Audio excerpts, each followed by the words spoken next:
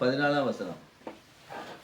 ஆதலால் ஆண்டவர் தாமே உங்களுக்கு ஒரு அடையாளத்தை கொடுப்பார். ஆண்டவர் தாமே உங்களுக்கு ஒரு அடையாளத்தை கொடுப்பார். இதோ ஒரு கன்னிகை கர்ப்பவதியாகி குமாரனை பெறுவார். ஒரு குமாரனை பெறுவார். அவருக்கு இம்மானுவேல் என்று பெயரிடுவாள். கண்கள் முடிஞ்சவன் பண்ணுவான் பின்னாருமே ஆண்டவரே.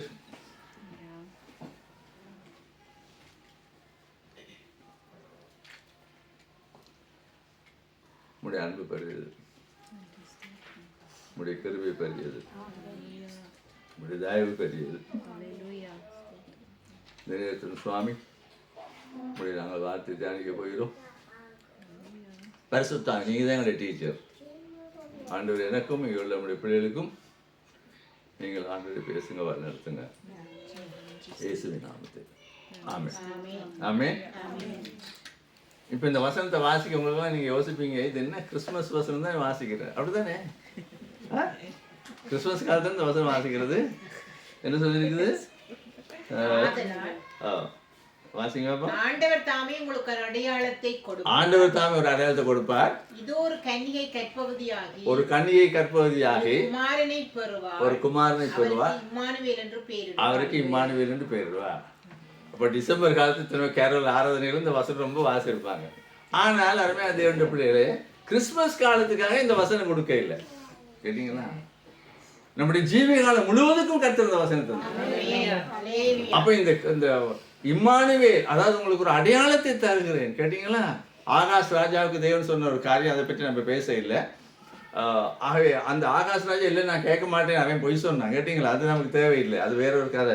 இந்த இடத்துல அப்ப நீ கேட்காட்டி பரவாயில்லை, ஏசையா அதிக சொல்றாரு, நீ கேட்காட்டி பரவாயில்ல, நாங்களே உனக்கு அடையாளத்தை தருகிறோம். ஒரு கன்னிகை கர்ப்பவதி ஒரு குமாரனை பெறுவா, அவருக்கு இம்மானுவேல் என்று பெறுவா. அந்த இம்மானுவேல் அர்த்தம் என்னன்னு சொன்னா, மத்தேயு 1ஆம் அதிகாரம் 23 வாசிங்க. மத்தேயு 1ஆம் அதிகாரம். அவன் இதோ ஒரு கர்ப்பவதியாகி அவன் இதோ ஒரு கன்னியை கர்ப்பவதியாகி ஒரு குமாரனை பெறுவாள், அவருக்கு இம்மானுவேல் என்று பெயரிடுவார்கள் என்று சொன்னான். இம்மானுவேல் என்பதற்கு தேவன் நம்மோடு இருக்கிறார். அப்ப இங்க பழைய ஏற்பாட்டுல இம்மானுவேல் சொன்னப்பட்ட அர்த்தத்தை புதிய ஏற்பாட்டுல தேவன் தருகிறார். இம்மானுவேல் சொன்னா கர்த்தர் நம்மோடு இருக்கிறார். எல்லாம் கை நெஞ்சில கை வைங்க, சொல்லுங்க, கர்த்தர் நம்மோடு இருக்கிறார். அல்லேலூயா.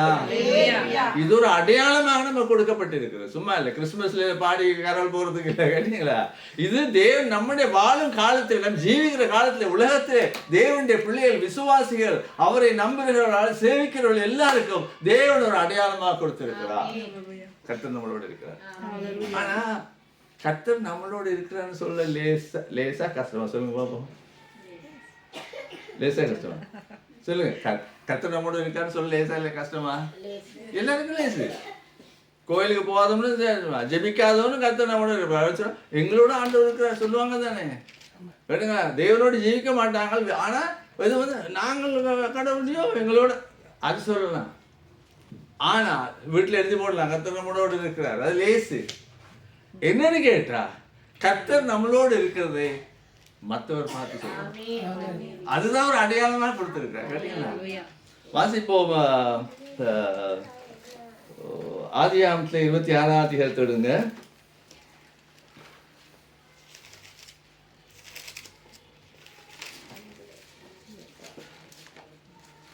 இதுல பார்க்கிறோம், ஆபிரகாம் அவர் பெலிஸ்து தேசத்திலே போய் அவர் வாழ்ந்தார்.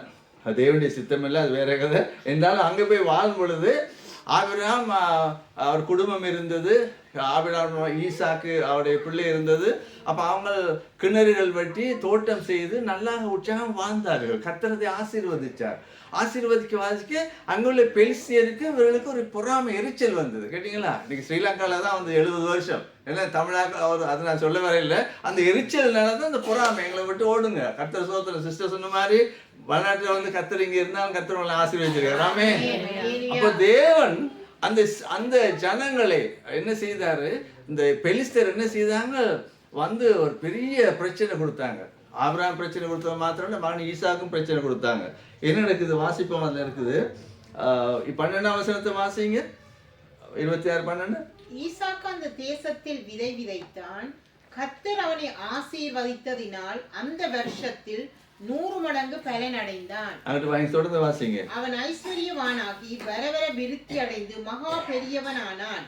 அவனுக்கு ஆட்டு மந்தையும் மாட்டு மந்தையும் அநேக பணிவிடைக்காரரும் இருந்தபடியினாலே பெலிஸ்தர் அவன் பேரில் பொறாமை கொண்டு அவன் தகப்பனாகிய ஆபிரகாமின் நாட்களில் அவனுடைய வேலைக்காரர் வெட்டின துறவுகளை எல்லாம் தூர்த்து மண்ணினால் நிரப்பி போட்டார்கள். அது மாத்திரமல்ல, 16ஆம் வசனத்தை பாருங்க.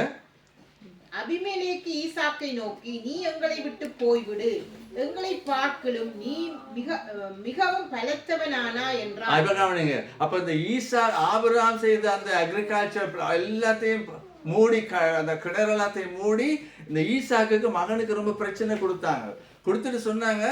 அந்த ராஜா அபிமெலேக்கு வந்து சொன்னான், அவங்க பட்டாளங்களோட நீ எங்களோட இருக்காத, எங்களை விட்டு ஓடிது, நாட்டை விட்டு கடத்திட்டாங்க.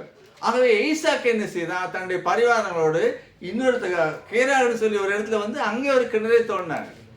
அந்த கிணறை தோண்டின உடனே என்ன செய்தாங்க, அந்த அதை வாசிப்போம். 20ஆம் வசனத்தை வாசிங்க. கேராரூர் மேய்ப்பர் இந்த தண்ணீர் தங்களுடையது என்று சொல்லி ஈசாக்குடைய மேய்ப்பருடனே வாக்குவாதம் பண்ணினார்கள். அவர்கள் தன்னோட வாக்குவாதம் பண்ணினபடியால் அந்த துறவுக்கு ஏசேக்கு என்று பெயரிட்டார். அப்ப ஈசாக்கு வந்து ஒரு கிணறு எடுத்து அதுக்கு ஏசேக்குன்னு பேர் வச்சு தண்ணியெல்லாம் வச்சு அங்க கமம் செய்து நல்லா வரும்பொழுது அங்கேயும் வந்து சொன்னாங்க, இல்ல இது எங்கட தண்ணி ஓடுன்னு சொன்னா அவன் ஒரே வாக்குவாதம். இது ஒரு சந்தோஷமா காணியில பூமியில எல்லாம் பலன் வந்திருக்கு, நல்லா மார்க்கெட்டு கொண்டு விற்கிறாங்க, காசெல்லாம் வருது. ஆனா அவங்க ஒரே தொல்லை, ஒரே unwanted argument, the trouble, the spirit was lost, ஒரே கரைச்சல்.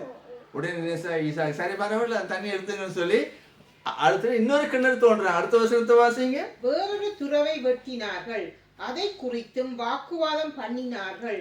ஆகையால் அதற்கு சிக்னா என்ற பெயர். அப்ப ஏசேக்கன ரெண்டாவது சிக்னா அதை தோண்டினாங்க. அங்கேயும் வந்து இவங்க கரைச்ச பண்ணாங்க, இது என்னுடைய தண்ணின்னு சொல்லி ஒரே வாக்குவாதம். சரி பரவாயில்ல போங்கன்னு சொல்லிட்டு என்ன செய்தா, இன்னொரு இடத்துல வந்து அடுத்த கிணறை தோன்ற. அடுத்த வசனத்தை வாசிங்க. பின்பு அவ்விடம் விட்டு பெயர்ந்து போய் வேறொரு துறவை வெட்டினான், அதை குறித்து அவர்கள் வாக்குவாதம் பண்ணவில்லை. சொல்லுங்க எல்லாரும், வாக்குவாதம் பண்ணவில்லை. அந்த கிணறுக்கு பேர் ரெகோபோத். என்னது? ரெகோபோத்னு சொல்லுங்க. வாக்குவாதம் பண்ணவில்லை. அவங்க டயர்டா போயிட்டாங்க, இனி வாக்குவாதம் பண்ணி சரி வராதுன்னு போயிட்டாங்க. ஆனா என்ன செய்யறான், ஈசாக்கு போய் கிணறு வெட்டி அவன் கமத்தோட எல்லாத்தையும் விட பெரிய ஆசீர்வாதம் வந்தது. வந்த உடனே என்ன நடக்குது பாருங்க, தொடர்ந்து வாசிப்போம். 25ஆம் வசனத்தை வாசிங்க. அங்கே அவன் ஒரு பலிபீடத்தை கட்டி கர்த்தருடைய நாமத்தை தொழுது கொண்டு அங்கே தன் கூடாரத்தை போட்டான். அவ்விடத்தில் ஈசாக்கின் வேலைக்காரர் ஒரு துறவை வெட்டினார்கள். அபிமெலேக்கும் அவன் சிநேகிதனாகிய அகுசாத்தும் அவன் சேனாதிபதியாகிய பிகோலும் கேராரில் இருந்து அவனிடத்துக்கு வந்தார்கள். அப்பொழுது பாருங்க, இப்போ அவன் பலிபீடத்தை கட்டி ஆராதனை வச்சு ஸ்தோத்திரித்து சந்தோஷமாக மகிழ்ச்சியா ஜீவிக்கிறாங்க. இதை கேட்டான். யாரு கேட்டான்? அபிமெலேக்கு விரட்டி விட்டான் தானே. அவன் கேட்டு என்ன சொன்னா, இது சம்திங் நம்ம பார்க்கணும்னு சொல்லி அவனுடைய ஃப்ரெண்ட்ஸ் எல்லாம் கூட்டி ஒரு பெரிய டெலிகேஷன் வராங்க ஈசாக்கை சந்திக்க. அப்ப ஈசாக்கை சந்திக்க வரும் பொழுது ஈசாக்கு அந்த அடுத்த வசனத்தை வாசிங்க. அப்பொழுது ஈசாக்கு அவர்களை நோக்கி, ஏன் என்னிடத்தில் வந்தீர்கள்? நீங்கள் என்னை பகைத்து என்னை உங்களிடத்தில் இராதபடிக்கு துரத்தி விட்டீர்களே. அவன் கேட்கிறான், நீங்க என்ன பகைச்சிக்கிட்டாரு, திரும்ப இன்னைக்கு வந்திருக்கிறீங்க. அந்த நேரத்தில் அபிமெலேக்கும் அவனோட வந்தவர்கள் ஒரு காரியத்தை சொல்லுகிறார்கள். வாசிங்க. அதற்கு அவர்கள் நிச்சயமாய் கர்த்தர் உம்மோடு கூட இருக்கிறார் என்று கண்டோம். நிச்சயமாய் கர்த்தர் உம்மோடு கூட கண்டோம். நிச்சயமாய் கர்த்தர் உன்னோடு கூட இருக்கிறார் கண்டோம். கேட்டீங்களா? இதுதான் நம்ம கொடுத்த அடையாளம். எனக்கும் உங்களுக்கும் தேவன் கொடுத்த அடையாளம் இது. எப்பொழுது அடையாளம் வரும்? When we leave unwanted argument in our life. கேட்டீங்களா? தேவையில்லாத வாக்குவாதம் நாம் செய்தோம் என்று சொன்னார். பெற்றோருக்கு பிள்ளைகளுக்கு இடையில வைக்கிறது. இவன் சிலி திங்ஸ். கேட்டீங்களா? ஹஸ்பண்டுக்கு வைஃப் இடையில வைக்க, பாஸ்டருக்கு வேலைக்கு இடத்துல நாம் சில நேரத்தில் நாங்கள் எதுவும் ஆகிய பண்ணி we can, you see, win our, you see, point, but we lose the people, no? We have to be very careful. நாங்கள் கதைக்கும் பொழுது பேசும் பொழுது நாங்கள் எங்களுடைய வாய் திறன்களை நாங்கள் கதைத்து நாங்கள் சொல்ற அந்த இஷ்யூவை நாங்கள் வின் பண்ணிடலாம், but will be losing the person. அப்போ வீணான ஆர்கியூமெண்ட் காரியங்கள் it may be legitimate thing, you know. But even பரிசுத்த பவுல் சொல்றாரு, எல்லாவற்றையும் விட்டு விட்டு, ஈவன் அவர் legitimate right, you know, we have to give up for the sake of the Lord. நமக்கு ஒரு ஐடென்டிட்டி கடவுள் கொடுக்க வேணும்னு சொன்னார். நம்முடைய வாழ்க்கையில தேவன் ஒரு அடையாளத்தை கொடுத்திருக்கார். நம்முடைய ஜீவிதத்துல நம்மளை பார்த்து கர்த்தர் உன்னோடு இருக்கிறார், கர்த்தர் உன்னோடு இருக்கிறார். I feel sorry for the children who, you know, you all understand what I say? Okay. You all study German, no? So, but anyway, God, the Holy Spirit will reveal the truth to us. நாம் ஆண்டவருடைய Father, language is not the matter, you know, our spirit is, you know. கர்த்தருடைய ஆவியான நம்மோடு இருக்கும்போது அவர் நமக்கு பேசுவார், வழிநடத்துவார். பரிசுத்த வழிநடத்துற தேவன், கேட்டீங்களா? அதனால we don't worry for anything. அப்ப இந்த ஒரு அடையாளத்தை நமக்கு தேவன் கொடுத்தவராக இருக்கிறார். அவங்களுக்கு ஆச்சரியமா இருந்தாங்க, அவங்க விரட்டி அடிச்சாங்க. ஆனா தேவன் அவருடைய வாழ்க்கையில செய்யற காரியத்தை பார்க்க அவங்களுக்கு என்ன செய்யறன்னு தெரியல. தேவன் சம்திங் ரைட் தேர், நாங்க போய் பார்ப்போம்னு சொன்னாங்க. சொல்லிட்டு நிச்சயமாக உங்களோட தேவன் இருக்கிறார், எனக்கும் உங்களுக்கும் தேவன் கொடுத்த அந்த அடையாளத்தை. அடுத்த ஒரு காரியத்தை பார்ப்போம். வாசிங்க அதே புஸ்தகம் 37ஆம் அதிகாரத்தில் இதில் இருக்கிறது யாக்கோபை பற்றி இருக்கிறது. அதாவது ஈசாக்குடைய மகன் யாக்கோபு, அவனுடைய ஃபேமிலியை பார்க்கிறோம். அவனுக்கு 12 பிள்ளைகள் இருந்தது. அந்த கதை நமக்கு தெரியும். அதில் கடைசி மகன் யோசேப்பு, கடைசிக்கு முந்தியவன்.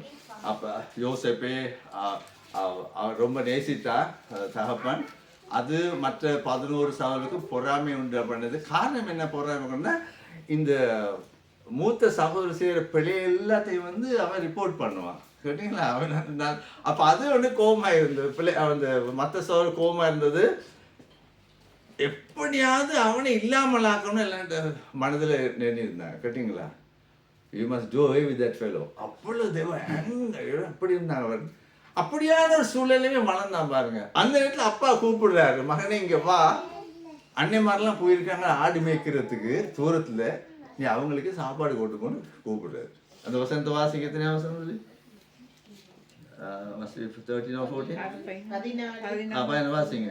அப்பொழுது அவன் நீ போய் சகோதரனுடைய சேமம் எப்படி என்றும் ஆடுகள் எப்படி இருக்கிறது என்றும் பார்த்து 13 வாசிங்க. 13. அப்பொழுது இஸ்ரவேல் யோசேப்பை நோக்கி, உன் சகோதரர் சீகேமிலே ஆடுகளை மேய்க்கிறார் அல்லவா, அவர்களிடத்தில் அனுப்ப போகிறேன் வா என்றார். உன்னை நான் அவருக்கு அனுப்ப போகிறேன் வா என்றார். அவன் இதோ போகிறேன் என்றார். இப்ப நமக்கு அப்படி சொல்லிருந்தா என்ன சொல்லியிருப்போம்? ஐயோ அப்பா எல்லாம் தீங்கானே அடிக்கிறதுக்கு உங்களுக்கு தெரியும் தானே, வேலைக்காரங்க இருந்தாங்க, அவங்களை அனுப்புங்க சொல்லியிருக்கலாம் தானே. ஆனா அவன் என்ன சொன்ன, அவன் சொன்னா உன்னை நான் அனுப்ப போகிறேன். அவன் என்ன சொன்னார்? ஒரு வார்த்தையுமே சொல்ல இல்லை. The total obedience. அப்ப நான் போறேன், கேட்டீங்களா? இந்த ஒரு கீழ்ப்படிதல் நம்மளோடு இருக்கும் பொழுது தேவாவியன் நம்மளோடு இருப்பார். இதுல ஒரு 7 காரியம் இருக்குன்னா சுருக்கா 3 காரியத்தை சொல்றேன் அதை பற்றி. அப்ப அதுல நாங்கள் பார்க்கிறோம், அந்த ஒரு தகப்பன் சொன்னா அது சரியா சொல்லுவார். ஆமென்.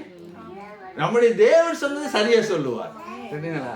அப்ப கர்த்தருடைய வார்த்தை உண்மையானது. அவரை விசுவாசிக்கிறதுக்காக நம்முடைய தேவன் நமக்கு பிழை ஒரு நாள் சொல்ல மாட்டார். நம்முடைய ஊழியத்திலோ நம்ம குடும்பத்திலோ நம்ம காரியத்தில் தேவனுக்கு வெளிப்படுறத பிறகு பார்த்துக்குவோம், இல்லை பார்த்து செய்வோம், அப்படியே இல்லை. சொல்லும் பொழுது கீழ்ப்படியும் பொழுது தேவன் நம்மோடு இருக்கிறார். அது மாத்திரமல்ல, இன்னொரு வாசிங்க 41ஆம் அதிகாரம்.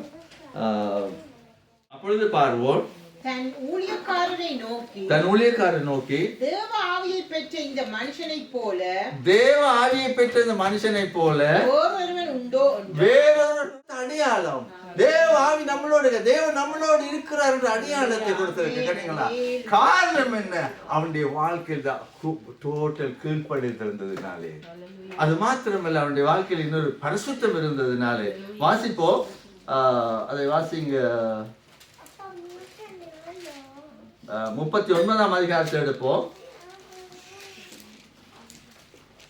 அதாவது உங்களுக்கு தெரியும், இந்த போத்திபார் வீட்டில் யோசேப்பை கொண்டாந்து வைத்திருந்தார்கள்.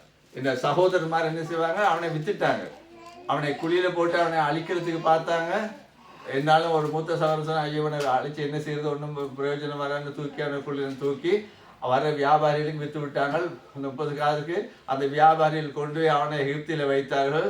எகிப்தில வைத்து அந்த எகிப்தியர் ஒரு பெரிய லீடர் இருந்தார் போத்திபார்னு, 6 வீட்டுல வேலைக்காரனா வச்சுட்டாங்க. 17 வயசு யாக்கோபுக்கு, கேட்டீங்களா?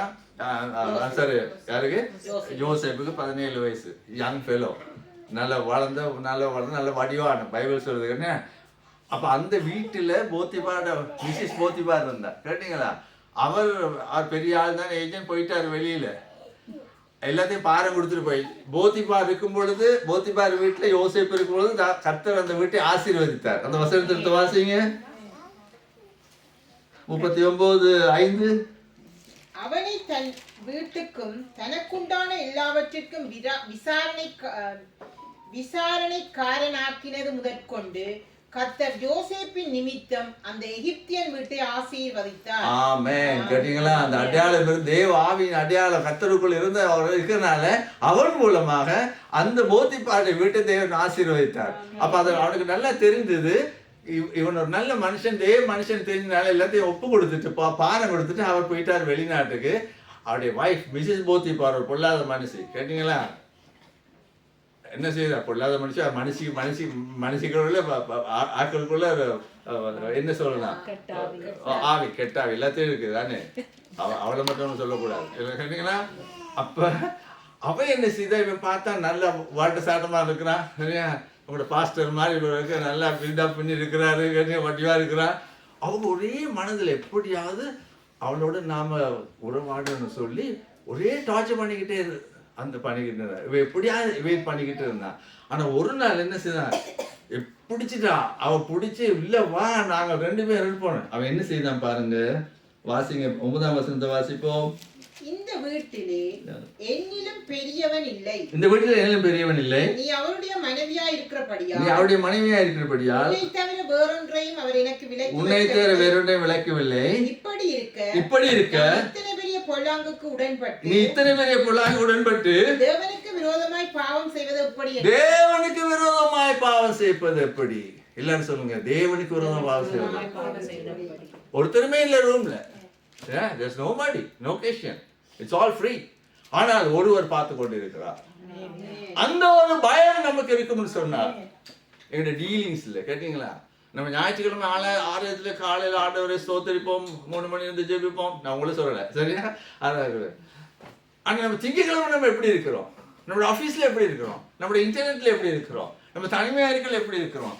These are the things we have to take into account. நம்முடைய வாழ்க்கையில நாங்கள் அப்படி ஒரு நம்ம டீலிங்ஸ், நம்மளோட ஃபைனான்சியல் டீலிங்ஸ் எப்படி இருக்கிறது நமக்கு, இதுல நம்ம இருக்கும் பொழுது நாங்கள் ஆண்டவரை என்ன செய்ய, ஆண்டவரே ஒரு தேவ பயம் கட்டாக நீ இருக்கிறீரே, நீ பார்ப்பீரே, அந்த ஒரு பயம் நமக்கு இருக்கும் பொழுது கர்த்தர் நம்மோடு இருக்கிறார்.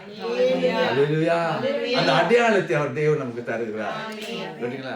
அப்ப இன்னைக்கு பாருங்க, இன்னைக்கு ஆட்களுக்கு ஒரு இன்னைக்கு நான் நேற்று ஒரு கிளிப் ஒன்று பார்த்தேன். இதுல டாக்டர் பிலிகிராம் அவர் பிரசங்கம் பண்ண ஒரு கிளிப் எடுத்து லாஸ் ஏஞ்சல்ஸ் அழிஞ்சதுக்கு போட்டாங்க, பார்த்துருப்பீங்க நீங்களா? லாஸ் ஏஞ்சல்ஸ் அதாவது லாஸ் ஏஞ்சல் எல்லாமே அழிஞ்சு போச்சு. லாஸ் ஏஞ்சல்ஸ் தான் இந்த சினிமா நாடகம் முழு காரியமும் அங்கதான் இருந்தது, அவ்வளவு அழிஞ்சு போச்சுது. அப்ப டாக்டர் அந்த பிலிகிராம் சர்மன் சொல்றாரு, சோதோம் அண்ட் கொமோரா பாவம், சோதோம் அண்ட் கொமோரா பாவம் அமெரிக்கால வந்திருக்கிறது, பாவத்திலே நீங்கள் இருக்கிறீர்கள், கர்த்தர் சோதோம் குமாரை அக்கினியில அழித்தது போல அக்கினியில அழிப்பார்னு ஒரு வார்த்தை சொன்னார். மறிக்கிறதுக்கு வந்து அந்த இதை பாருங்க நீங்க. ஆதலினாலே பாவம் தேவனுக்கு விரோதமான பாவம். நாம ஒரு அறிஞர் இருக்கலாம், ஆனா ஒரு நாளைக்கு அறிவுக்கு வரும், வெளியில வரும். கேட்டீங்களா? நியாயம் தீர்ப்பார் தேவன், கேட்டீங்களா? வெளியில வரும். அப்ப தேவன் பார்க்கிறார், இந்த பயம் நமக்கு இருக்க வேண்டும். கேட்டீங்களா? இன்னைக்கு போன்னால எல்லாம் கெட்டு போச்சு. இவ்வளவு இங்க நீங்கெல்லாம் நல்லா இருக்கீங்க, போனை வச்சுக்கிட்டீங்கன்னா எங்களோட நாடு கெட்டு போச்சுது. போனை வச்சு இந்த பிள்ளைகள்லாம் கெட்டு போனது. கேட்டீங்களா? நான் உங்களே சொல்றேன், உங்களோட போன்ல நீங்க உங்களுடைய வீட்டில் ஒரு குடும்பம் 4 பிள்ளைகள் பிரதர் சகோதரர் இருந்தீங்கன்னு சொன்ன ஒரு ஃபோன் எந்த வச்சிருந்தீங்கன்னா ஒருவருக்கு தெரியாத பாஸ்வேர்ட் நீங்க வச்சிருந்தீங்க, சம்திங் ராங் வித் யூ. கேட்டீங்களா? அம்மா அப்பாவுக்கு தெரியாத பாஸ்வேர்ட் பிள்ளைக்கு வச்சுங்கன்னா சம்திங் ராங். ஹஸ்பண்டுக்கு தெரியாத பாஸ்வேர்ட் நீங்கள் வச்சுங்கன்னா very wrong. It's entry point for Satan in your life. I tell you. ஆகவே இன்றைக்கி நான் உங்களை பற்றி சொல்லலை, எங்களுடைய ஸ்ரீலங்கா கெட்டு போச்சு. கேட்டீங்களா? இந்த பாப்புலேஷன் இது நான் மொரட்டுவேலிருந்து கிளம்புக்கு பஸ்ஸில் போய்கிட்டு இருந்தேன். பஸ்ஸில் சிடி பஸ்ஸில் உட்காந்துருக்கிறது ஒரு ஆம்பளை ஹஸ்பண்ட் ஒய்ஃபாக தெரியல, ஒரே சண்டை. ஃபோனை கேட்டு கரைச்சல் பண்ணி கொண்டு இருந்தாங்க. இது பெரிய சண்டை. அவன் என்ன கொடுக்க மாட்டேன்னு ஃபோனதுக்கு பஸ்ஸில் எரிஞ்சிட்டா என்னன்னு ஒரு பொண்ணுக்கு ஆத்திரம் வந்து அடிக்க போய் அப்புறம் கண்டக்டர் பஸ்ஸை நிப்பாட்டி 2 பேர் இறக்கி விட்டான் போங்கன்னு சொல்லி. எவ்வளோ கேவலம் காத்துங்க. அதில் 4 அருமையான தேவனுடைய பிள்ளைகளே, நாங்கள் எங்களுக்கு I'm usually addressing on one of the areas. There are a lot of areas where we have no time to deal with that. அதனால் என்ன காரியத்தை செய்தாலும் கர்த்தர் இருக்கிறார். அந்த பயம் நமக்கு இருக்கும் பொழுது பரிசுத்த ஆவியானவர் நமக்குள்ள இந்த அடையாளத்தை தேவனோடு இருக்கிறாங்க. கேட்டீங்களா? நாங்கள் பார்க்கிறோம். அடுத்ததாக சீக்கிரமாக டைம்னா நிப்பாடி சொல்லிடுங்க, நம்ம டைம் நமக்கு தெரியாது. அடுத்து நாம் அப்படி பார்க்குற நேரத்தில் இன்னொரு இடத்துல நாங்கள் பார்ப்போம். இந்த எடுங்க 6ஆம் அதிகாரம் நியாயாதிபதிகள்.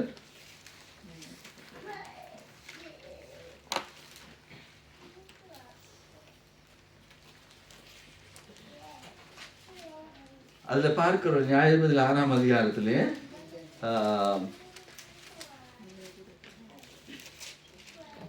அந்த பேக்ரவுண்ட் உங்களுக்கு சொல்கிறேன். அதாவது இந்த நியாயாதிபதிகள் ஜோஷுவா வந்து என்ன செய்தார், கானான் தேசத்தை 12 கோத்திரத்துக்கும் பிரித்து கொடுத்துட்டாரு. அலோகேஷன் எல்லாம் லேண்ட் எல்லாம் கொடுத்து எல்லாம் முடிச்சது. ஆனாலும் ஆண்டவர் சொன்னபடி அந்தந்த இடத்துல உள்ள அந்நிய ஜாதிகளை இவர்கள் விரட்டவில்லை. அவங்க எங்களோட இருப்பாங்கன்னு வாழ்ந்ததுனாலே அது அவங்களுக்கே தீமையா போச்சுது. அப்போ அவங்க என்ன செய்தாங்க, ஒரே கஷ்டத்தை கொடுத்தாங்க. விசேஷமாக அதில் இருக்கிறது மீதியானியரும் அமலேக்கியரும் கிழக்கத்திய புத்திரரும் 3ஆம் வசனத்தில் இருக்கிறது. இவர்கள் இந்த இஸ்ரவேல் ஜனங்களுக்கு விரோதமாக ரொம்ப கஷ்டப்படுத்தாங்க. வாழவே விடல. ஆடு மாடு வச்சிருப்பாங்க, ஆடு மாடு பாலெல்லாம் கொண்டு போயிடுவாங்க. வயல் போட்டு வச்சிருப்பாங்க, நல்ல வளர்ந்து அறுக்கிற நேரத்தில் வந்து வெட்டிட்டு போயிடுவாங்க. அப்போ ரொம்ப அப்படி கஷ்டப்பட்டாங்க, கொடுத்துட்டாங்க. இப்போ அந்த நேரத்தில் ஒரு மனுஷன் அங்கே இருந்தான். வாசிங்க அந்த வசனத்தை, 11ஆம் வசனத்தை வாசிங்க. அதற்கு பின்பு கர்த்தருடைய தூதனானவர் வந்து அபியேசியரியான யோவாஷின் ஊராகிய ஒப்ராவில் இருக்கும் ஒரு கர்வாலி மரத்தின் கீழ் உட்கார்ந்தார். அப்பொழுது அவருடைய குமாரன் கிதியோன் கோதுமையை மீதியானரின் கைக்கு தப்புவிக்கிறதற்காக ஆலைக்கு சமீபமாய் அதை போரடித்தான். அப்ப அந்த கிதியோனுங்கிற என்ன செய்தான், ஆண்டவரே எனக்கு கொடுத்த சின்ன லேண்ட் சுவாமி, என்னுடைய குடும்பம் வாழணும், பிள்ளைகள் வாழணும், நான் வயல் செய்யணும், அறுக்கணும், 3 மாசமா இருந்து ரவும் பகலா காத்து அந்த அமலேக்கியர், அந்த மீதியானர், கிழக்கத்தியர் எல்லாம் அவங்க வராதபடி ரவும் பகலா அந்த இடத்துல இருந்து காத்து ஆண்டவர் எனக்கு தந்தது சுவாமி, இல்லை இருப்பேன்னு சொல்லி அதை காத்து கொண்டு இருக்கிற நேரத்துல தேவதூதன் வந்து அங்க சொல்றாரு. என்ன சொல்றாரு? அடுத்த வசனத்தை வாசிங்க. தேவதூதன் சொல்றாரு, கர்த்தருடைய தூதனானவர் அவனுக்கு தரிசனமாகி. யாருக்கு தரிசனமாகி? கிதியோனுக்கு தரிசனமாகி, பராக்கிரமசாலியே கர்த்தர் உன்னோடு இருக்கிறார் என்றார். கர்த்தர் உன்னோடு இருக்கிறார் சொல்லுவோம். கேட்டீங்களா? ஆனா அவன் என்ன சொல்றான்? அடுத்த வசனத்தை வாசிங்க. அப்பொழுது கிதியோன் அவரை நோக்கி, ஆண்டவனே, கர்த்தர் எங்களோடு இருந்தால் இவையெல்லாம் எங்களுக்கு நேரிடுவானே. அவன் சொல்றான், கிதியோன் சொல்றாரு, ஐயோ கர்த்தர் எங்களோடு இருந்தா இதெல்லாம். ஆனா கர்த்தர் பார்த்தாரு, இவன் பராக்கிரமசாலி, தனக்கு தேவன் கொடுத்த அந்த சின்ன காணியிலே மற்ற எதிராளிகள் வராதபடி காத்து அதை பாதுகாத்து இருக்கிற ஒரு ஸ்திரமான ஒரு தன்மை அந்த கிதியோன்ல கண்டதினாலே ஆண்டவர் சொல்றார், தேவதூதன் தேவன் உன்னோடு இருக்கிறார். தேவன் கொடுத்த இடத்துல நீங்க உறுதியா இருப்பீங்கன்னு சொன்னார். தேவன் கொடுத்த குடும்பத்துல நீங்க உறுதியா இருப்பீங்கன்னு சொன்னார். தேவன் கொடுத்த வேலையில நீங்க உறுதியா இருப்பீங்கன்னு சொன்னார். தேவன் கொடுத்த சபையில நீங்க உறுதியா இருப்பீங்கன்னு சொன்னார். கர்த்தர் உங்களோடு இருப்பார். கேட்டீங்களா? இன்னைக்கு ஒரு சின்ன காரியத்தினால எங்களோட அந்த வேலை செய்யலாம், குடும்பத்துல இருக்கே இல்லாது. அது இப்படி நம்ம ஒரு சிலருந்து அப்படியே ஒரு ஆளை போய்கிட்டே இருப்பாங்க. கேட்டீங்களா? ஒரு தொழில ஒரு அப்படியே ரோலிங் ஸ்டோன் சொல்றது, அந்த மாதிரி ஆட்கள் போய் அப்படி இருக்கிற நேரத்தில் தேவனுடைய பிரசனத்தை நம்ம காண இயலாது. கர்த்தர் நம்ம கொடுத்துருக்கிறாரு. கேட்டீங்களா? கர்த்தர் இடத்துல இருக்கிறாரு. இந்தியாவில் ஒரு சாட்சி ஒன்று கேட்டேன். ஒரு கணவன் மனைவி ஆலயத்துலாம் போய் எல்லாம் கல்யாணம் கட்டி தேவன் கொடுத்தாரு. அந்த மனுஷன் குட்டிச்சு அந்த மனுஷன் வீணாக்கி அழிச்சு, என்னால் ஆண்டவரை நீர் தானே கொடுத்தீர் சுவாமி. அப்ப எத்தனையோ பேர் சொன்னாங்க, குடும்பம் விட்டுட்டு வா, டிவோர்ஸ் பண்ணிடு, காரியம் செய்ய வேற, ஆண்டவர் நீர் தானே செய்தீர் சுவாமி. பொறுமையாக வருஷக்கணக்காக இருந்தார். அந்த முடிவு அந்த குடும்பத்துக்கு தேவன் சமாதானத்தை கொடுத்தார். ஹஸ்பண்ட் கர்த்தரோடு இருக்கிறான்னு கண்டார். கேட்டீங்களா? அப்ப நம்ம இருக்கிற இடத்துல கேட்டீங்க டக்குன்னு போறது லேசு நமக்கு. கேட்டீங்களா? ஆனா நம்ம வகுப்போ கிளாஸோ வேலையோ தொழிலோ சபையோ எந்த இடத்துல கர்த்தர் நம்மை கொண்டு போக மாட்டார். ஆண்டவர் நம்மை கொண்டு போறாரு. நாமளா நம்ம போகணும்னு சொன்னா அந்த ஆகவே நம்ம இந்த குறித்த இடத்திலே அந்த கிதியோன் அப்படி இருந்ததுனாலே கர்த்தர் கிதியோனை ஒரு பெரிய லீடர் ஆக்கினார். 1000 ஆக்கள் வேணா 300 ஆக்களோட போய் இஸ்ரவேல் வச்சு ஆண்டவர் ரசிக்க செய்தார். தேவனோட ஆகவே கர்த்தரை நம்பி நாம் ஜீவிக்கும் பொழுது, தேவன் வைத்த இடத்தில் இருக்கும் பொழுது, அது என்ன கஷ்டம் வந்தாலும் ஆண்டவரை நீர் அழைத்தீர் நடத்துகிற அந்த உறுதி நம்பிக்கை எடுக்கும் பொழுது கர்த்தர் நம்மோடு இருக்கிறார். அந்த இடத்தை கண்டுக்குவாங்க. கேட்டீங்களா? அந்த காலத்து சீரோட இருக்கிறார். அடுத்து நாங்கள் பார்க்கிறோம் இந்த எனக்கு ரொம்ப விருப்பமான ஒரு வசனம் 23.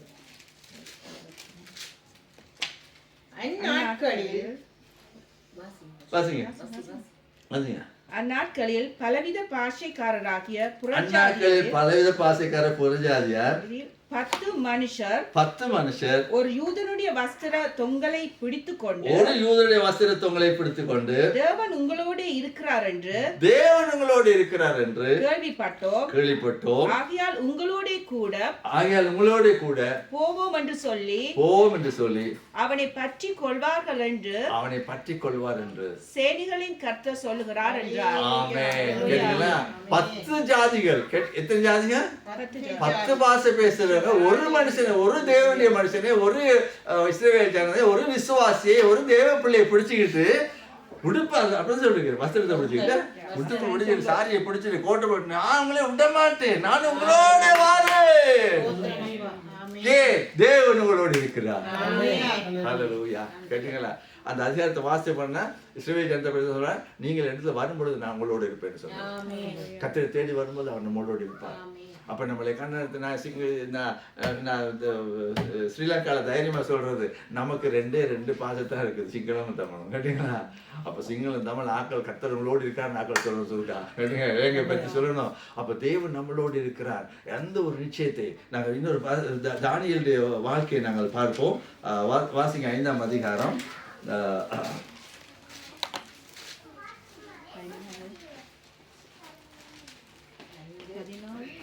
சொல்றேன் 5 வாசிங்க 11ஆம் வசனம். உம்முடைய ராஜ்யத்திலே ஒரு புருஷன் இருக்கிறான், அவனுக்குள் பரிசுத்த தேவர்களுடைய ஆவி இருக்கிறது. உம்முடைய பிதாவின் நாட்களில் வெளிச்சமும் விவேகமும் தேவர்களின் ஞானத்திற்கு ஒத்த ஞானமும் அவனிடத்தில் காணப்பட்டது. ஆகையால் உம்முடைய பிதாவாகிய நேபுகாத் நேச்சார் என்னும் ராஜாவானவர் அவனை சாஸ்திரிகளுக்கும் ஜோசியருக்கும் கல்தையருக்கும் குறி சொல்லுகிறவர்களுக்கும் அதிபதியாக வைத்தார். இது மிஸ்ஸஸ் பெல்ஷத்சார்னு சொன்னா நேபுகாத் நேச்சாருடைய மகன்னு சொல்லுவாங்க. ஆனா வேத ஆசிரியர்கள் அது பேருன்னு சொல்லுவாங்க. கேட்டீங்களா? பேருன்னு தான் இருக்கணும். நேபுகாத் நேச்சாருடைய மகனுடைய மகன். அப்ப அவன் என்ன செய்யறான்? ஒரு பெரிய விருந்து வைக்கிறான். தேவனை அற்றவனான ஒரு மனுஷன், பாவியான மனுஷன், கேட்டீங்களா? நரகலான மனுஷன், அருவருப்பான ஒரு ராஜா. அவன் என்ன செய்யறான்? தன்னுடைய மனைவிமார், தன்னுடைய வைப்பாட்டி ஆக்களத்தை கொண்டு வந்து பெரிய ஒரு பேங்க்வெட் வச்சு என்ன செய்யறாங்களா? அதுல அவங்களுடைய தாப்பனார் நேபுகாத் நேச்சார் அந்த எருசலேம் தேவாலயத்திலிருந்து கொண்டு வந்த பாத்திரங்களை, தேவ சமூகத்தில் இருந்த பாத்திரங்களை, வெள்ளி தங்க பாத்திரங்களை கொண்டு வந்து அதிலே வைனை ஊற்றி எல்லாரும் குடிச்சு ஆடுறாங்க. கேட்டீங்களா? அப்ப தேவனுடைய ஒரு கோபம், ஒரு உடல் வந்து அந்த சிவத்தில் எழுதுனது. என்ன எழுதுனது? மெனே மெனே தெக்கேல் உபாசின்னு எழுதுனது. எல்லாருக்கும் தேய்ச்சி போனாங்க, வாசிக்க முடியல. ராஜா நடுங்கி போனான். எல்லாரும் என்ன செய்யறதுக்கு? அப்போ எல்லாரும் கேட்டாங்க. இந்த சூத்சேயர் ஜோசியர் எல்லாத்தையும் வந்து ஒருத்தருக்குமே தெரியல. ராஜா நடுங்கி போனா. உடனே ராஜா அந்த மனுஷிக்கு தெரியும், கேள்விப்பட்டிருக்கா என்ன இப்படி அடிமையாக வந்த எருசலேமிலிருந்து வந்த ஒருவர் நம்முடைய ராஜ்யத்தில் இருக்கிறார், தகப்பனார் பாவித்தார் அவரை, அவருக்குள்ளே ஜீவனுள்ள தேவனுடைய ஆவி இருக்கிறது என்று சொல்கிறார். கேட்டீங்களா? தானியேலை குறித்து அந்த மனுஷனோட உடனே அவளை அந்த ராஜா அவனை வர சொல்லி அந்த அவனிடத்திலே வினவுகிறதை பார்க்கிறோம். 14ஆம் வசனம் வாசிங்க. உனக்குள்ளே தேவர்களின் ஆவி உண்டென்றும், உனக்குள்ளே தேவனின் ஆவி உண்டென்றும், வெளிச்சமும் புத்தியும் விசேஷித்த ஞானமும் உன்னிடத்தில் காணப்பட்டதென்றும் உன்னை குறித்து கேள்விப்பட்டேன். உன்னை குறித்து கேள்விப்பட்டேன். கேட்டீங்களா? அப்ப தானியேலை குறித்து இந்த அருவருப்பான இந்த துன்மார்க்க ராஜா சொல்றார், உன்னை குறித்து கேள்விப்பட்டு தேவனுடைய ஆவி இருக்கிறது. காரணம் என்று சொன்னா, ஆண்டவர் ஒரு அடையாளமாக தானியேலுக்கு அதை கொடுத்திருந்தார். காரணம், அவனுடைய வாழ்க்கையில பார்க்க அநேக காரியங்கள் இருக்கிறது. சில காரியங்களை பார்ப்போம். என்னன்னு கேட்டா, வாசிங்க 1ஆம் அதிகாரம் 8ஆம் வசனத்தை வாசிங்க. தானியேல் 1:8 வாசிப்போம். தானியேல் ராஜாவின் போஜனத்தினாலும் அவர் பானம் பண்ணும் திராட்சை ரசத்தினாலும் தன்னை தீட்டுப்படுத்தலாகாதென்று தன் இருதயத்தில் தீர்மானம் பண்ணிக்கொண்டு தன்னை தீட்டுப்படுத்தாதபடி பிரதானிகளின் தலைவனிடத்தில் வேண்டிக் கொண்டான். அவன் செய்த முதல் காரியம், அவன் ஒரு வாலிபனாக வந்தான். ஆனால் தேவ பயமுள்ளவனாக இஸ்ரவேலின் யெகோவா தேவனை விசுவாசித்த ஒரு தேவ பிள்ளையாக இருந்தான். அவனுடைய நண்பர்கள் இருந்தாங்க, 3 பேர் கூடி ஜெபிக்கிறவர்களாக இருந்தார்கள். அந்த அந்நிய நாட்டிலே அவனுக்கு தெரியும், இந்த அசுத்த நாடு, பேய்களை கும்பிடுகிற நாடு, இந்த ராஜாவுடைய எல்லா விட அவனுடைய சாப்பாடு காரியங்களும் அசுத்த இடத்துல இருந்து வருகிறது. அதனாலே அங்கே அந்த ராஜாவின் அரண்மனையிலிருந்து வர சாப்பாடு முதல்ல அங்க உள்ள தேவதைகளுக்கு, அங்க உள்ள விக்கிரங்களுக்கு படைத்த பிறகுதான் கொண்டாடுவாங்கன்னு தெரியும். அதனால 4 பேற்றை சாப்பிட மாட்டேன் என்று சொல்லி தீர்மானித்தான்.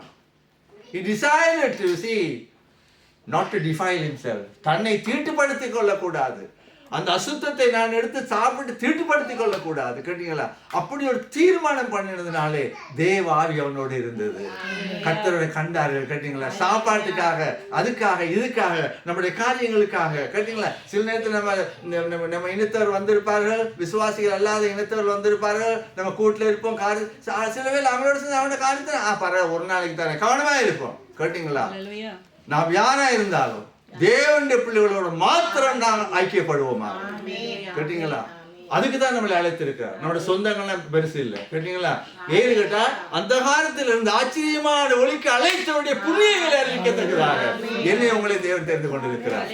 நாங்க தேவனுடைய ராஜ்யத்தை, தேவனுடைய ஜனங்களோடு இருக்க வேண்டியவர்கள். கேட்டீங்களா? ஆகவே அந்த ஒரு தீர்மானத்தை எடுத்தான். வேணாம், அது எங்களுக்கு வேண்டியது இல்லை. கேட்டீங்களா? சில பேர் நம்முடைய வீட்டுகளுக்கு ஆட்கள் வருவாங்க. 8 மணிக்கு நீங்க ப்ரேயர் மீட்டிங், உங்களோட நீங்கள் எல்லாரும் ஃபேமிலி ப்ரேயர் வைப்பீங்கன்னு நினைக்கிறேன். 8 மணிக்கு நீங்கள் ப்ரேயர் வைப்பீங்க. 8 மணிக்கு, சரிங்க? அப்போ நீங்கள் உங்களுடைய சொந்தக்காரங்க யாரும் வந்திருந்தாங்கன்னு சொன்னால், ஐயா அவங்க ஜெபிக்க மாட்டாங்கன்னு, சரி வாங்க டின்னருக்கு போயிடணும். கவனமாக இருங்க. 8 மணி நீங்கள் ப்ரே பண்ணுங்க. அவங்களையும் கூப்பிடுங்க, வாங்க நீங்கள் ப்ரே பண்ணுங்க, எங்களோட வாங்க நீங்கள். கேட்டீங்களா? அந்த ஒரு தீர்மானம் எடுக்கையில் நம்ம போகிற இடங்க, நம்முடைய சாப்பாடு, நம்முடைய ட்ரிங்க், காரியம் எல்லாத்திலையும் ஒரு தீர்மானம். தேவனுக்காக நான் ஜீவிப்பேன். கேட்டீங்களா? சாப்பாடு இல்லை, பசியா இருந்தார் இயேசு 40 நாள். கேட்டீங்களா? அந்த நேரம் பிசாசு சொல்லிட்டான் சரீரத்துல. கேட்டீங்கன்னா, இவ்வளவு பசியா இருக்கிறீங்க தானே, அந்த கல்லெல்லாம் பார்த்தா பன் மாதிரி இருந்துச்சு, ஒரு பன் அன்றைக்கு செய்திருக்கலாம். கேட்டீங்களா? பழைப்போ சாத்தானே, மனுஷன் அப்பத்தினால் மாத்திரமல்ல தேவனுடைய வாழ்ந்து பிறக்கும் வார்த்தைகள். அந்த ஒரு விசுவாசம், அந்த ஒரு உறுதிப்பாடு, என்னை நான் தீட்டுப்படுத்த மாட்டேன் என்ற நிலை வரும் பொழுது தேவாவிய ஒரு அடையாளத்தை வைத்தார். கேட்டீங்களா? அப்ப இந்த அடையாளம் வந்துட்டு, தேவன் நம்மோடு இருக்கிற இம்மானுவேலுங்கிற அடையாளம் வந்துட்டு எப்பொழுது நம்முடைய ஜீவியத்திலே வாழ்நாள் முழுதும் கர்த்தர் தந்திருக்கிற அடையாளமா இருக்கிறது. You mustn't lose that identification. நம்ம ஐடென்டி கார்டு இருக்க மாதிரி எல்லாருக்கும் தேவன் காத்திருக்காரு ஒரு சீட், அதை நம்ம வைத்துக்கொள்ள வேண்டும். அப்போ அவனுடைய ஜீவியத்தில் பார்க்கணும். அடுத்ததாக நான் பார்க்கிறோம் 2வது காரியம், 6ஆம் அதிகாரம், தானியேல் 6ஆம் அதிகாரம் 10ஆம் வசனத்தை வாசிப்போம். தானியேலோ வென்றால் அந்த பத்திரத்துக்கு கையெழுத்து வைக்கப்பட்டதென்று அறிந்த போதிலும் தன் வீட்டுக்குள்ளே போய் தன் மேல் அறையிலே எருசலேமுக்கு நேராக பலகணிகள் திறந்திருக்க அங்கே தான் முன் செய்து வந்தபடியே தினம் 3 வேளையும் தன் தேவனுக்கு முன்பாக முழங்கால் படியிட்டு ஜெபம் பண்ணி ஸ்தோத்திரம் செலுத்தினார். என்ன ஒரு பத்திரம்னா ஒரு டிகிரி ஒரு லோன் போட்டாங்க அந்த என்னன்னு கேட்டா இந்த மத்த மந்திரிமாரெல்லாம் எரிச்சல் இந்த தானியல்ல செய்யறதெல்லாம் தானியல் நல்லா இருக்குது அந்த எப்படியாவது உணவு குற்றம் செய்யணும்னு சொல்லி என்ன செய்தாங்க அவனை குற்றம் அவனுக்கு ஒரு சொன்னா இவன் எப்பொழுதும் ரொம்ப இஸ் வெரி ரிலீஜியஸ் அதனால we must tell our king உங்களை தவிர வேற ஒருத்தரும் கொண்டாடக்கூடாது வேற ஒருத்தரும் கும்பிடக்கூடாதுன்னு சொல்லி ராஜாவுக்கும் சந்தோஷம் வந்துருச்சு அப்படியே ஆட்கள்லாம் நம்மளோட நல்லா இருக்கிறாங்கன்னு சொல்லி உடனே அவர் ஒரு சட்டம் போட்டாரு அந்த நாட்டுல அவரை அல்லாமல் வேற ஒருத்தர் வேற சாமி கும்பிடக்கூடாதுன்னு சொல்லி சரியா இப்ப இவங்க பார்த்தாங்க என்ன கேட்டா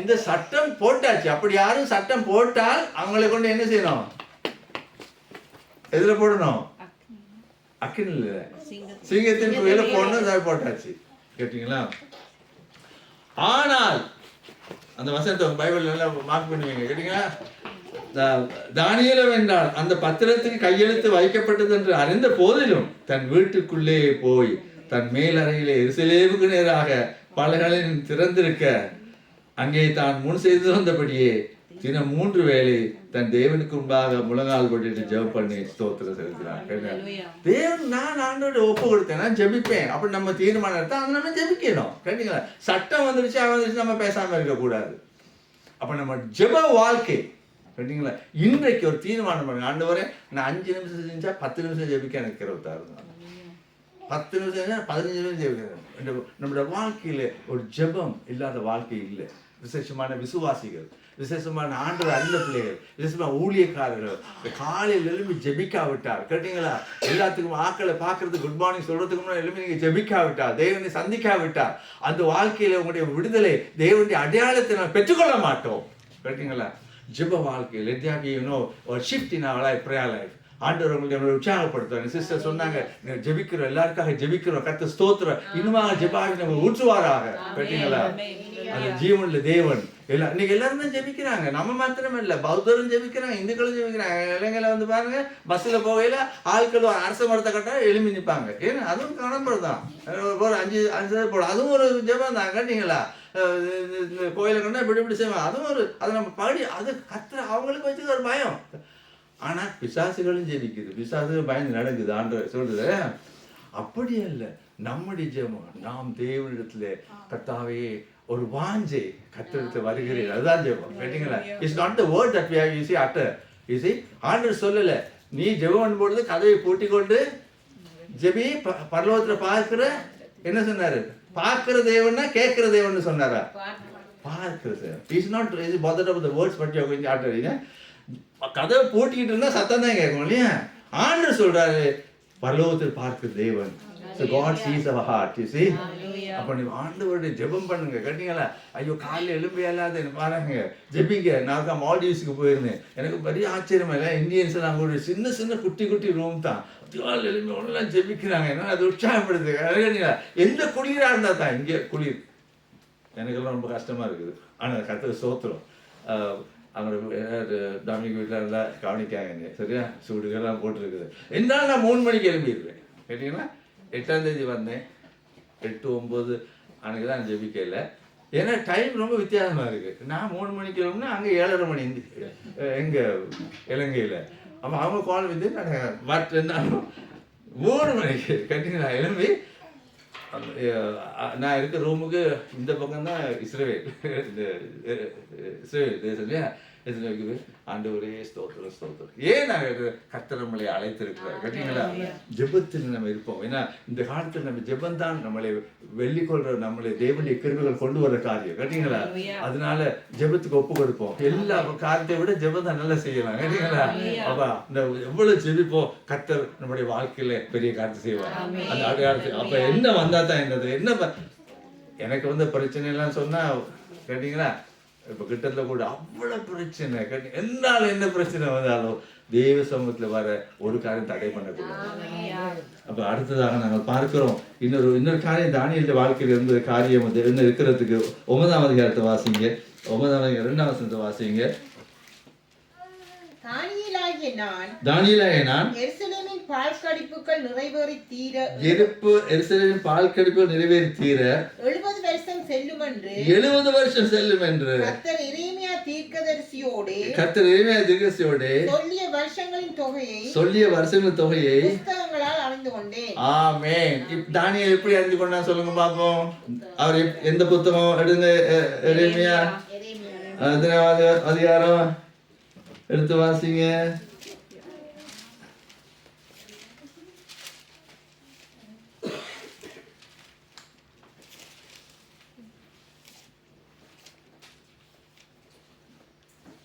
வாசிங்க பாப்போம். 29வது அதிகாரம் 10ஆம் வசனம் வாசிங்க. பபிலோனிலே 70 வருஷம் நிறைவேறின பின்பு நான் உங்களை சந்தித்து உங்களை இவ்விடத்துக்கு திரும்பி வர பண்ணும்படிக்கு உங்கள் மேல் என் நல்வார்த்தை நிறைவேற பண்ணுவேன் என்று கர்த்தர் சொல்லுகிறார். அல்லேலூயா. கேட்டீங்களா? இந்த ரெவலேஷன் அவனுக்கு எப்படி கிடைச்சுன்னு சொன்னா, அந்த தானியேல் தான் கொண்டு வந்தாங்க, பிடிச்சிட்டு வந்தாங்க. எத்தனையோ வருஷம் தானியேல் தான் கடைசி ரொம்ப வயசு வந்துருச்சு இப்ப. ஆனால் எருசலேமிலிருந்து நேபுகாத்நேச்சர்லாம் கொண்டு வந்து சேர்த்தாங்க. கேட்டீங்களா? அவளுக்கு தெரியாது, ஐயோ நாங்கள் இப்படியே இருந்துருவோமே அப்படி யோசித்தாங்க. கேட்டீங்களா? அப்போ சொன்னாங்க, கொஞ்சம் பேர் இந்த சியோனின் கீர்த்தை பாடுங்க. நாங்கள் இன்னும் பாட மாட்டோம், எல்லாம் முடிஞ்சு எங்களோட கிட்டாரெல்லாம் தூக்கி வச்சுட்டோம், ஒன்றும் இல்லை. ஆனாலும் இந்த ஞானம் எப்போ இந்த அறிவு வந்துச்சுன்னா தானியேல் பைபிள்ல வாசித்ததுனால. ஆமென். The more you read the word of God, the more you get the revelation. கேட்டீங்களா? தெளிவு நமக்கு வேணும். ஆனா பைபிளை படிக்கிறதுக்கு ஒரு என்னது, இன்னைக்கு PhD எடுத்திருக்காங்க பைபிள்ல. கேட்டீங்கன்னா? இப்போ என்னுடைய மகன் தான் கண்டி பெருதனி பைபிள் காலேஜில் ரெஜிஸ்ட்ராராக இருக்கிறார். அப்போ அவர் PhD. இப்போ நான் அவர்கிட்ட சொல்லுவேன், PhD படிச்சதுனால தேவனுடைய காரியம் இருக்குல்ல, ஆண்டவரோட ஆவியை. கேட்டீங்களா? அப்போ சிலர் அறிவுக்காக வேதத்தை படிக்கிறாங்க. It's a very danger. They read the Bible because for the information. But it's not only for information. It should inspire our life. It should be inspiration. கேட்டீங்களா? அப்போ அப்படி ஒரு வாஞ்சை இருந்தா தான் தேவன் எங்களுக்கு வெளிப்பாடு தருவார். இல்லை டக்குன்னு வாசிட்டு போவேன்னு இன்னைக்கு வாசிருந்தானே அப்படி ஏதாவது கேட்டீங்களா? அப்ப தேவன் நம்மளோட அப்ப அவர் வாசித்து போகிற கண்டுபிடிச்சாரு தானியேல், தேவன் நம்மளை விடுவிப்பார். அப்படி கண்டுபிடிச்ச உடனே அவர் ஆண்டோட மன்னிப்பு கேட்க தோணினார். நம்முடைய ஜனங்களுக்காக மன்னிப்பு. அந்த சங்கீத அந்த 9ஆம் வாசி பாருங்க. ஆண்டவரே, எங்களுடைய எங்கள் ஜனங்கள் செய்த பாவம், நான் எங்களுடைய குடும்பம் செய்த பாவம், சாபம் எல்லாத்தையும் மன்னிங்க சுவாமி. அதுக்கு அது வெளிப்பாடு வந்த உடனே அப்படி ஆண்டவர்கிட்ட ஒப்புரவாகிறது லேசா போச்சு. ஏன் நீங்க நாம ஒப்புரவாகல? வெளிப்பாடு இல்லாதனால. அப்ப தேவ சமூகத்தில் கர்த்தர் நம்மளை வெளிப்படுத்துவார் காரியங்களே. அப்ப ஜெப வாழ்க்கை முக்கியம். முதலாவது கர்த்தருக்காக தன்னை தீட்டுப்படுத்தாத காத்துக்கொள்ள, அடுத்த ஜெபத்திலே வாழ்க்கை, அடுத்த தேவனுடைய வார்த்தையிலே நாங்கள் ஜீவிக்கும் பொழுது அந்த அடையாளத்தை கர்த்தர் நமக்கு தருகிறார். வழியிலே சொல்லுவோம். அதனாலே அருமையான தேவனுடைய பிள்ளைகளே, அடுத்த சகரியால நான் வாஸ்த வசனத்தை போல ஒருவனை படித்துக் கொண்டு 10 பேர். கேட்டீங்களா? ஐயோ நாங்களும் உங்களோட கூட வாரோம். கேட்டீங்களா? நம்முடைய வாழ்க்கையில என்னைக்கு நடக்கணும், அதுக்காக ஜெபிங்க. கேட்டீங்களா? அதுக்காக நீங்க இந்த இதுகளுக்கு நாங்களும் வாரோம். We also want to come and worship you. தேவன் we have seen something. கேட்டீங்களா? அந்த அடையாளத்தை தேவன் நமக்கு தந்திருக்கு. ஆகவே ஆண்டோட கேட்போம். அடுத்தது ஆண்டோடைய ஊழியத்தை செய்யும் பொழுது தேவன் நம்மோடு இருப்பார். 4ஆம் அதிகாரம் அப்போஸ்தலர் 13ஆம் வசனத்தை வாசிங்க. அப்போஸ்தலர் 4:13. பேதுருவும் யோவானும் பேசுகிற தைரியத்தை கண்டு அவர்கள் படிப்பறியாதவர்கள் என்றும் பேதமை உள்ளவர்கள் என்றும் அறிந்தபடியினால் ஆச்சரியப்பட்டு அவர்கள் இயேசுவுடனே கூட இருந்தவர்கள் என்றும்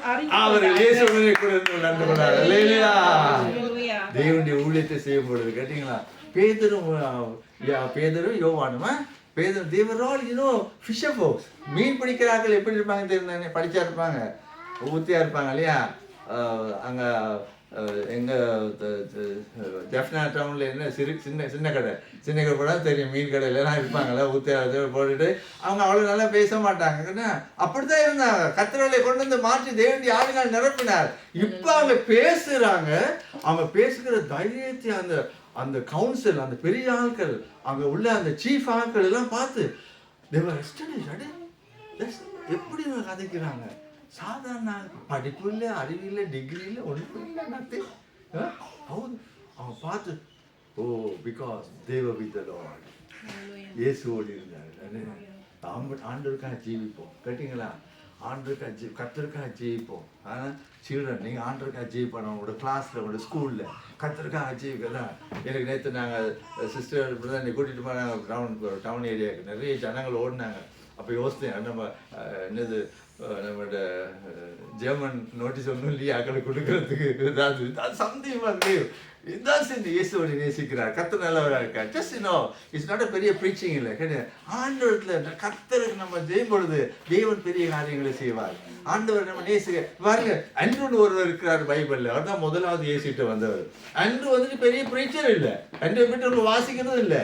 ஒன்று சொன்னார், ஐசே கம் கம் கம், யார் தன்னுடைய சகோதரன் கம், இயேசு சொல்லிட்டேன், இயேசுவே மை பிரதர்ஸ் கம்.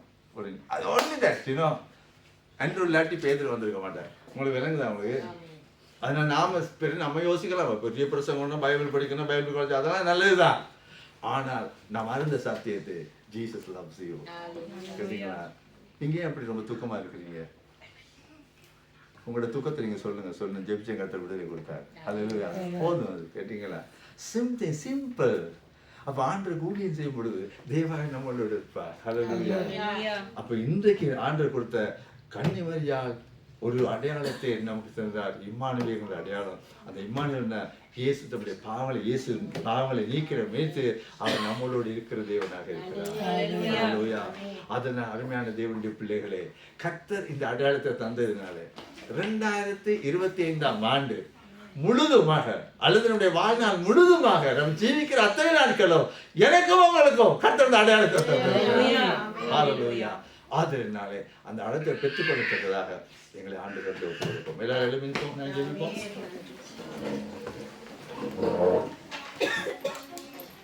ஹல்லேலூயா. எல்லாரும் நம்மளை மூடி ஆண்டவரை நோக்குவோமாக. ஹல்லேலூயா. ஆண்டவரே சொல்லுவோம், கிறிஸ்துமஸ் காலத்தில் மாத்திரமல்ல, ஆண்டவரே எங்களுடைய வாழ்நாள் முழுவதும் 365 நாளும் எங்களோட ஒவ்வொரு வாழ்க்கையில் நீர் தந்திருக்கிற நாட்கள் வரைய சுவாமி இது எங்களோடு இருக்கிற தேவன். ஆண்டவரே, கர்த்தாவே, யாக்கோபுடைய வாழ்க்கை, ஈசாக்குடைய வாழ்க்கையிலே ஆண்டவரே எத்தனையோ காரியத்தை செய்தார். ஆண்டவரே, எத்தனையோ ஆண்டவரே ஆகியமன் தொல்லைகள், காரியங்கள், வாக்குவாதங்கள். என்றைக்கு ஆண்டவரே சுவாமி வாக்குவாதம் நின்றதோ தேவனுடைய ஆசீர்வாதத்தை அடையாளம் வந்தது சுவாமி. அந்நியர் கண்டு நிச்சயமாக தேவன் உன்னோடு இருக்கிறான்னு சொன்னார். ஹல்லேலூயா. அந்த அடையாளத்தை எனக்கு தான் எனக்கு கேட்போம் ஆண்டவர்கிட்ட. ஹல்லேலூயா. அப்படியே யோசேப்பு கர்த்தருக்கு முற்றாக கீழ்ப்படிந்தார். ஆண்டவரே பரவாயில்லை, என்ன வந்தாலும் அழைத்த இடத்துக்கு நான் போவேன் சுவாமிக்காக செய்வேன் ஆண்டவரே. ஆண்டு ஒப்பு கொடுப்போமாக. கர்த்தர் எங்களை ஆண்டு அந்த அடையாளத்தையும் தருகிறவராக இருக்கிறார். பரிசுத்தமா எங்களை காத்துக்கொள்ள தேவன் என்னை கவனிக்கிறார், என்னை கண்ணோக்கிறார். அந்த ஒரு பயத்தை தேவனுக்கு கொடுக்கத்தக்கதாக அதை தடுத்து நிக்கத்தக்கதாக ஆண்டவருக்கு கேட்போம். எவ்வளவு கஷ்டம் வந்தாலும் தொலை வந்தாலும் நிக்கத்தக்க பலத்தித்தாரும் என்று கேட்போம். ஹல்லேலூயா. பராக்கிரமசாலி என்று ஆண்டவர் சொல்லுகிறார். எங்களை பலப்படுத்துகிற தேவன் உன்னோடு இருக்கிறேன் கர்த்தர் சொல்லுகிறார். பயப்படாதீங்க. ஹல்லேலூயா. ஸ்தோத்திரம் ஆண்டவரே. எல்லாரும் ஸ்தோத்திரிப்போம். இந்த அடையாளத்துக்கு ஸ்தோத்திரிப்போம். ஹல்லேலூயா. ஸ்தோத்திரம் ஆண்டவரே. ஸ்தோத்திரம் ஆண்டவரே. ஸ்தோத்திரம் ஆண்டவரே. நன்றி ஆண்டவரே. ஓ ஜாசன் ஆண்டவரே. ஹல்லேலூயா. கர்த்தாவே, ஓ சுவாமி, ஒரு யூதனை, ஒரு தேவ மனுஷனை 10 பாசைக்காரர் பார்த்து, ஐயோ நாங்கள் உங்களோட வாரோம், கர்த்தர் உங்களோட இருக்கிறார் கண்டோம் என்று சொல்லிருக்கிறாங்க. ஹல்லேலூயா. எங்களை மாற்றும் ஆண்டவரே, எங்களுக்குள்ள எங்கள் வாரும் ஆண்டவரே. ஆண்டவர், நாங்கள் உங்களை கொடுக்கிறோம் ஆண்டவரே. தானியேலை போல ஆண்டவரை நாங்கள் ஜெபிக்கத்தக்கதாக என்னுடைய ஜெப எல்லையை பெருக்க வருமா நாங்கள் ஜெபிக்கிறோம் ஆண்டவரே. ஹல்லேலூயா. ஆண்டவரே, காரியங்களை பார்த்து அல்ல, காரியங்களை யார் சரியா இல்லாத நேரத்தில் சுவாமி என்னுடைய ஒப்பு கொடுத்தலை சரிவர கிருபை செய்யுங்க சுவாமி. உமக்காக வாழ ஆண்டவரே நான் தீட்டுப்படுத்திக் கொள்ள மாட்டேன். ஹல்லேலூயா. அந்த ஒரு தீர்மானத்தை தாங்க சுவாமி. உடைய வேதத்தை ஆண்டவரே சிஸ்டமேட்டிக்கா படித்து வாசிக்க தியானிக்க பலந்தானுங்க கேட்போம். ஆண்டவர் அந்த அடையாளத்தை தருகிறார் பெற்றுக்கொள்ளுகிறார் அந்த அடையாளத்தை. ஹல்லேலூயா. நீங்கள் வீணானவர்கள் அல்ல, பிரயோஜனமான பிள்ளைகள், தேவனுடைய பிள்ளைகள். கர்த்தர் அடையாளத்தை தந்திருக்கிறார் நமக்காக. ஹalleluya ஸ்தோத்திரம் ஸ்தோத்திரம் எல்லாரும் கரங்களை வச்சு ஸ்தோத்திரிப்போமாக.